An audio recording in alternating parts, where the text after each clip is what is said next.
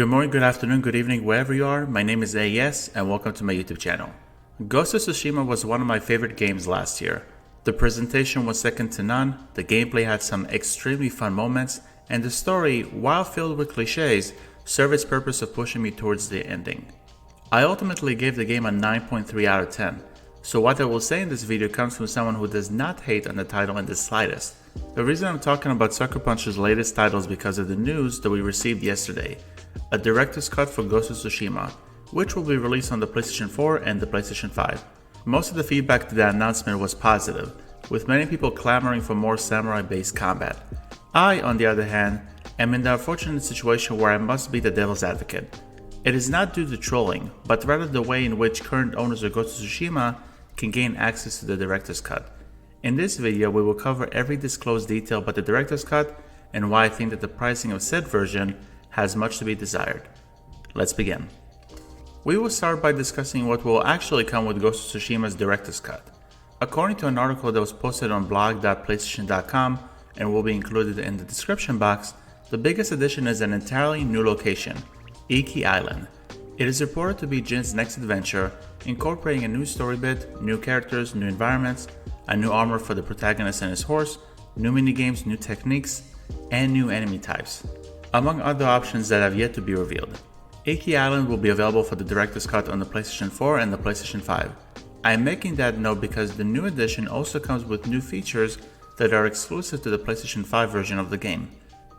First, there will be lip syncing for the Japanese dubbed version of Ghost of Tsushima, which is cool because you could clearly tell the lack of lip syncing if you already played the title with the Japanese voiceovers. 相手を見据えろ。情けと覚悟を持て。それが侍の姿だ。 The developers state that the PlayStation 5's ability to render cinematics in real time only allowed the implementation of the Japanese lip syncing to be done on the PlayStation 5, but I do believe that it could have also been incorporated on the PlayStation 4 with additional time and work. Other additions to the PlayStation 5's director's cut include haptic feedback, adaptive triggers, enhancement to 3D audio, improved load times, 4K resolution options, and a targeted 60 frames per second, the latest of which I hope will be a given, since Ghost of Tsushima is a steady 60 frames per second if you play Ghost of Tsushima on the PlayStation 5. Sucker Punch also announced upcoming patches and additional content for the multiplayer-based Legend mode in Ghost of Tsushima, but those were all the new details as part of the director's cut. We do not know how long the experience in Iki Island will be, but it seems like it will have plenty of activities to complete as Jin. In and of itself, Ghost of Tsushima fans, including me, ought to be excited. Sadly, the details on the pricing ultimately made me abandon any possibility that I will hop back into the world that Sucker Punch has created for samurais. Here is the breakdown, and I'm right now talking towards the folks who already own Ghost of Tsushima on the PlayStation 4. If you do not own a PlayStation 5, you can receive the director's cut for $19.99. If you own a PlayStation 5, you can receive the director's cut for $29.99. The next price is where I completely disagree with Sucker Punch and PlayStation. If you own the director's cut for the PlayStation 4 and you want to own the director's cut for the PlayStation 5, you need to pay $10. I understand that you get some exclusive PS5 features, but are lip syncing and gimmicky features warrant $10? I don't think so. Please understand that I do not expect the Iki Island for free. That would be selfish and it will make me entitled. If that expansion costs $20, I would happily pay for it, assuming that there is enough content in said add-on. However, why do I need to pay $10 extra for features that most certainly could be added in a patch? Take a look at Gears 5. It was originally released on the Xbox One, but guess what?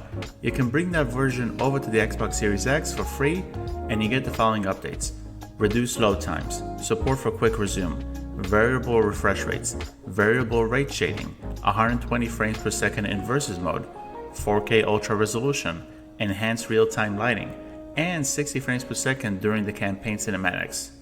Not to mention that if you don't own Gears 5, the Xbox Series X version only costs $60. I don't mind the inclusions of Ghost of Tsushima's director's cut, but release the Iki Island as a standalone DLC piece for $20 and include the other niceties for free in a patch. It is exactly what Final Fantasy VII Remake did with the PlayStation 5 version, which included a DLC that is sold as additional content for $20. The other issue with the pricing is how players who do not own Ghost of Tsushima at all and want to jump straight to the PlayStation 5 version of Ghost of Tsushima's director's cut must pay $70. I'm not saying that Ghost of Tsushima at its base form does not have enough content to justify a full price. It certainly does. However, Ghost of Tsushima was released for the PlayStation 4 on July 17th of last year. A full year has not even passed, and new customers must pay a full price for a title that they can spend $30 on and play it in 60 frames per second? I think it is a tad scummy, and Final Fantasy VII Remake is not innocent in this regard either. I was able to snatch Ghost of Tsushima from GameFly for $30, so I'm talking from experience. Allow me to put it into perspective. Imagine you have $70. You can buy Ghost of Tsushima with the advertised inclusions, or you can buy the Mass Effect Legendary Edition, which costs $10 less, includes one of the best trilogies in gaming, and most of their DLC pieces are in that collection. Which one would you choose? If you choose Ghost of Tsushima, God bless. I'm just making a comparison for the sake of argument. At the end of the day, I will never tell you what to do with your money. If you want to experience the director's cut, feel free and do not let me stop you. Nonetheless, I cannot agree with the way that PlayStation and Sucker Punch are pricing the director's cut and incorporate updates that should be given out for free in patches. You guys probably know that I love The Last of Us Part 2, which was released last year as well. If Naughty Dog came out with a quote-unquote director's cut and took the same route as Ghost of Tsushima with an expansion pack and updated features that could have obviously been added in a patch, I will not spend a dime on it, unless they release the expansion pack as separate DLC. I sure as heck will not spend money on updated visuals and adaptive triggers.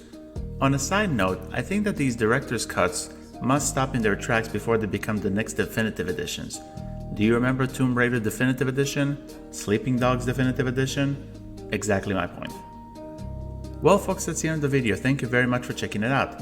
What are your thoughts on Ghost of Tsushima's director's cut? Will you check it out? Please let me know your thoughts in the comment section below. Till next time, have a great day or evening wherever you are. My name is AES, and I will see you guys in the next video. Bye bye.